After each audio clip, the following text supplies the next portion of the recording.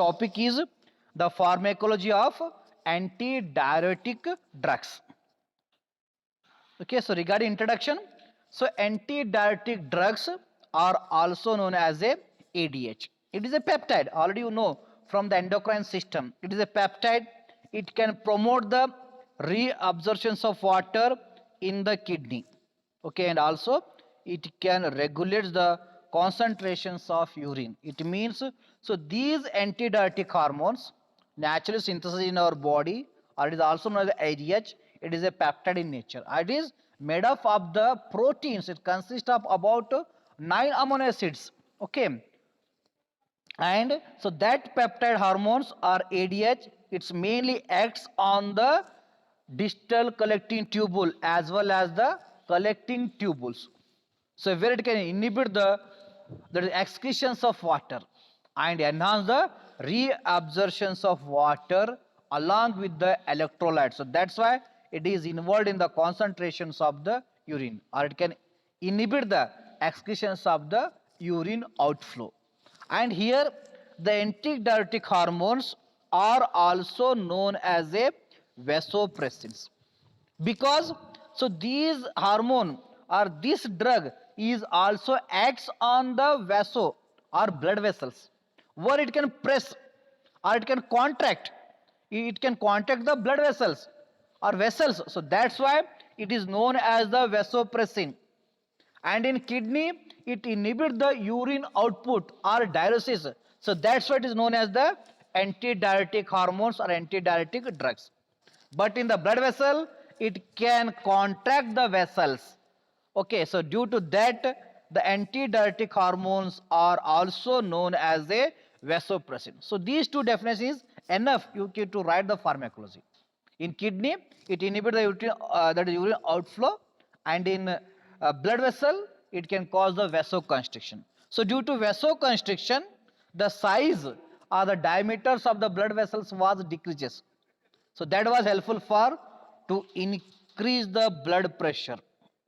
Okay, so if the person was suffering from the hypotension or low blood pressure, so this vasopressin or antidiuretic hormone was helpful for the regulations of the blood pressure or to increase the blood pressure. If it is abnormally releases, then the person was suffering from the hypertension. It means the antidiuretic hormones or vasopressin is also risk factor for to cause of the hypertension, but only if the level is normally secreted from the body or in the body.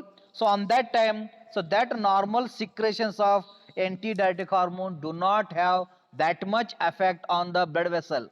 Only it can shows the antidiuretic activity. Okay, but in the high concentration only, where it can contract the blood vessel and enhance the blood pressure. And another side, it is helpful for regulations of the body fluid, because it inhibits the urine output by acting on the kidney and enhancing the reabsorptions of the water along with the electrolytes. So that's why it is also used in the treatment of the hypovolemic shock. That is the hypovolemic shock. It is the one condition. It can occur due to decrease the fluid level in the body. Okay, and here the antidiuretic hormone, it can conserve or restore the body fluids. So that's why in the serious conditions or severe conditions, so where the antidiuretic hormones is used for the treatment of the hypovolemic shock. So and here, dear students, so this antidiuretic hormones, it can mainly synthesized in the hypothalamus. Actually, it is a posterior pituitary hormones.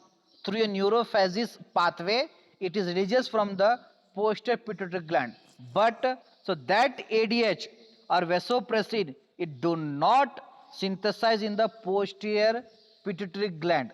It can synthesize in the hypothalamus, where certain neurons are present. So those are known as the supraoptic nucleus. So these are the group of neurons. So those are present in the particular part of the hypothalamus, and these neurons only, so they are involved in the secretion, that is synthesis of the ADH. That synthesized ADH in the neurons, so they are stored or released from the posterior pituitary gland, because so these neurons axon, so that axon was present in the posterior pituitary part. So when you required ADH due to any signals, due to osmosis, that is the stimulations of osmoreceptor. So when our body having less of water, then we can feel the intake of water. So that feeling can reaches to your brain towards the hypothalamus. Then hypothalamus, it consists of a special receptors. So those receptors are known as the osmotic receptors. So these are mainly involved in the osmoregulations. And due to stimulations of osmotic receptor by feeling of water intake, or by decreasing the fluid volume in the blood, or the release of the angiotensin 2 or formations of angiotensin 2, so they are stimulate the osmoreceptors, so those are present in the hypothalamus. Then certain group of neurons, that is known as the supraoptic nucleus, so those are involved in the synthesis of the antidiuretic hormones. Then that hormone is released from the posterior pituitary gland and enters towards the kidney. In the kidney, so these are mainly acts on the collecting tubules, where so they are mainly that is inhibit the urine output and enhance the reabsorptions of the water along with the electrolytes. Okay, that's why so they are decrease the body water, that is enhance the body water and decrease the its loss through a urine. And here the antidiuretic hormones, so they are mainly commonly or mainly used in the treatment of the diabetes insipidus, that is DI. It is the neurological disorder. So where the frequency of the urine is more, there is no control on the urination. Similarly to the in diabetic patients. So diabetic patient also they having there is no control on the frequency of urine regularly, so they can go for the bathroom for urination. Same condition is occurs without diabetes mellitus, where also the patients the frequency of the urine output was increases. So that condition was known as the diabetes insipidus. It is do not indicate that the person was suffering from the diabetes. Without diabetes also, due to neurological disorder, so there is no control on the urine output, or the frequency of urine output was increases. So that condition was known as the diabetes insipidus. So that was treated successfully with the help of the antidiuretic hormones. And this is the pathway of release of antidiuretic hormones. Any signal from the osmoreceptors, so where the hypothalamus, it can synthesize the antidiuretic hormones. So that is released from the posterior pituitary gland, and it can enhance the plasma osmolality, that is osmotic pressure in the plasma.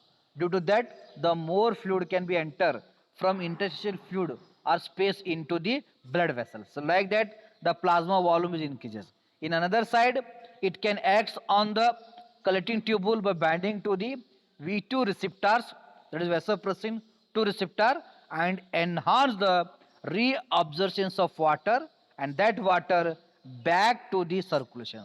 So that's why it always enhance the fluid volume or blood volume. So that was beneficial for treatment of the hypovolemic shock, or it can conserve the body water, or it can prevent the loss of the body water from a urines.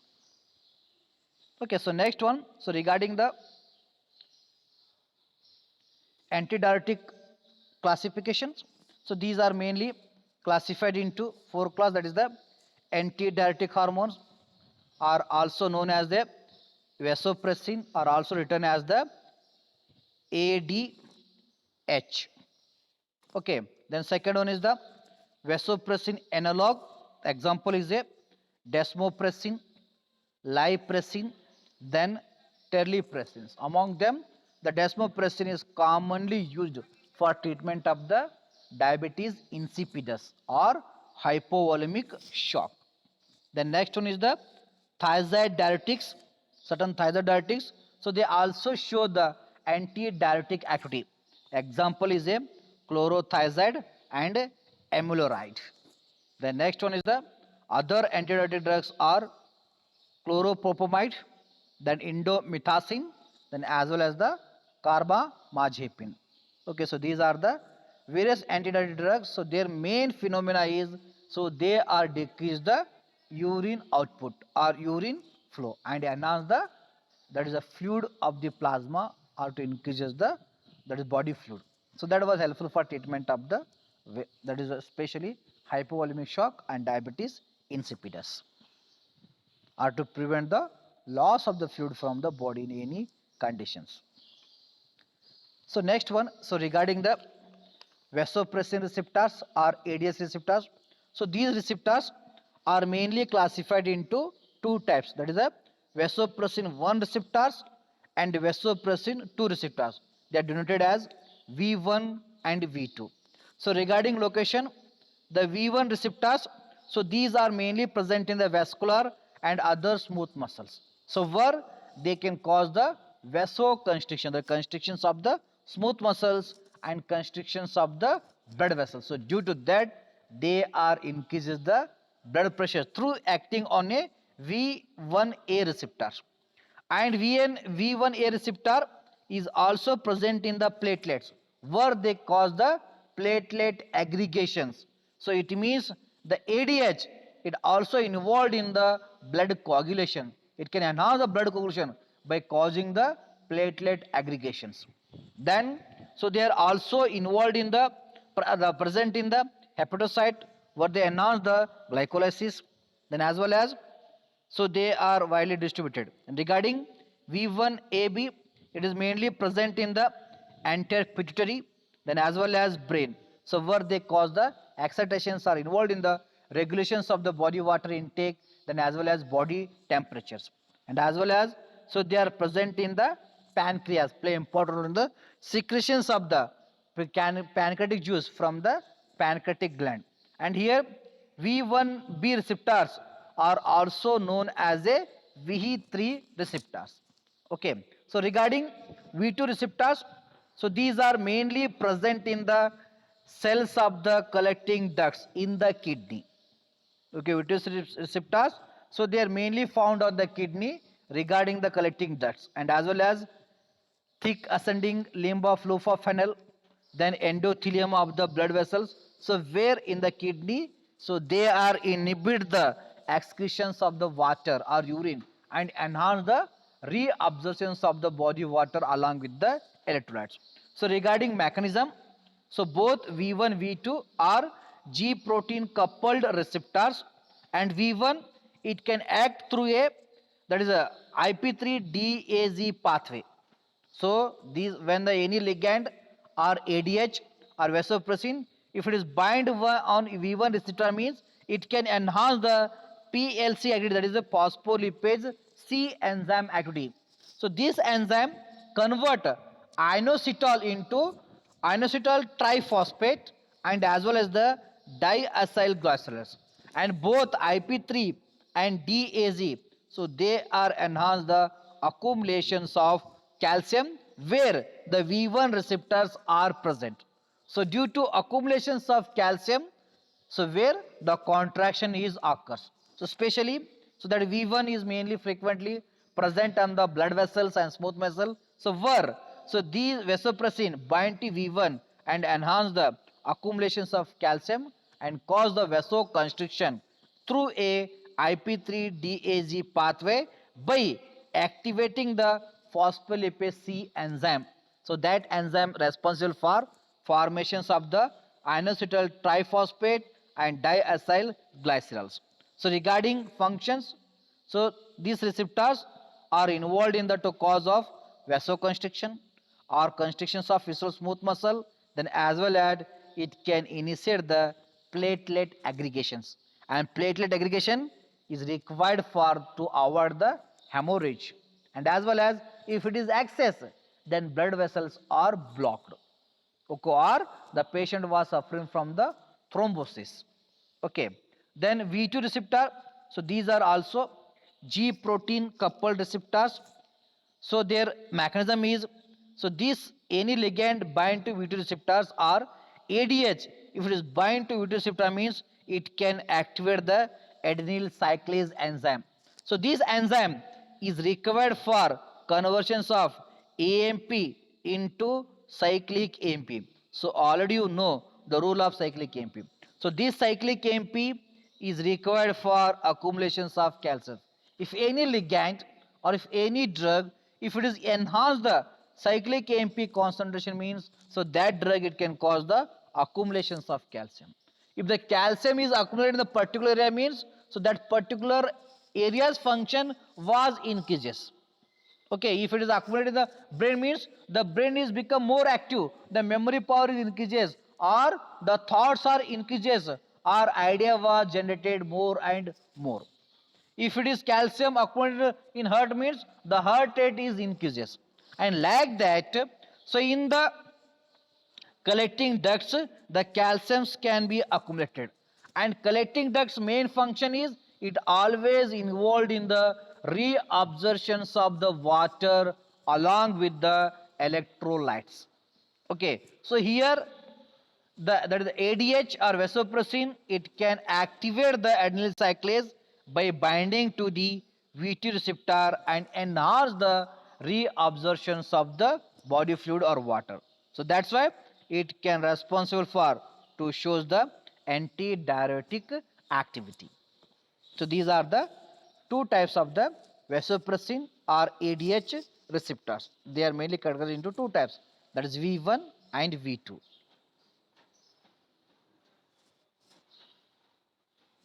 So regarding the pharmacological action, so mainly first the effect of ADH on kidney. So where it can enhance the reabsorptions of water that is helpful for to regulate the body volume, and also in urine or in the collecting tubules it can increase the osmotic pressure or osmolality. So in the especially by acting on the distal convoluted tubule and as well as the collecting ducts. And second, on the vascular smooth muscle, so where it can enhance the formations of IP3 and DAG. Due to that the calciums come accumulated, so that can cause the vascular contraction. So due to cause of vascular contraction the blood pressure is increases, so during the hypovolemic shock. Then say other effect in the gut, so these ADH it can increases the peristalsis movement. It is helpful for evacuations of bowels or expulsions of the gases from the body. If you are having the more gases released from your body means it indicates the ADH was more religious, because so this ADH by acting on the gut enhance the, that is the gut movement or GIT motility simply. So due to that it can enhance the evacuations of bowels and as well as expulsions of the gases. It means the vasopressin is also involved to avoid the constipations. If the constipation is related to the neurological disorder means, so that constipation was treated with the help of the ADH or vasopressin or antidiuretic drugs.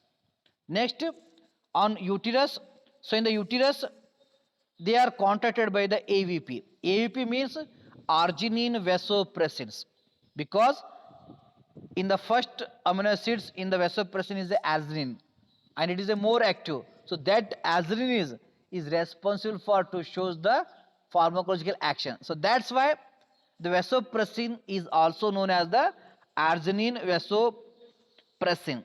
So in the uterus it can act on the oxytocin receptor and cause the contractions of the uterine muscle, and this phenomena was helpful for the inductions of the labors. Then in the CNS, so whatever the exogenous are there, so that administered AVP, it do not cross the blood-brain barrier. But whatever AVP is synthesized inside the body or inside the brain, so that AVP is involved in the regulations of the body temperature and regulations of systemic circulation, and as well as it was responsible for release of ACTH.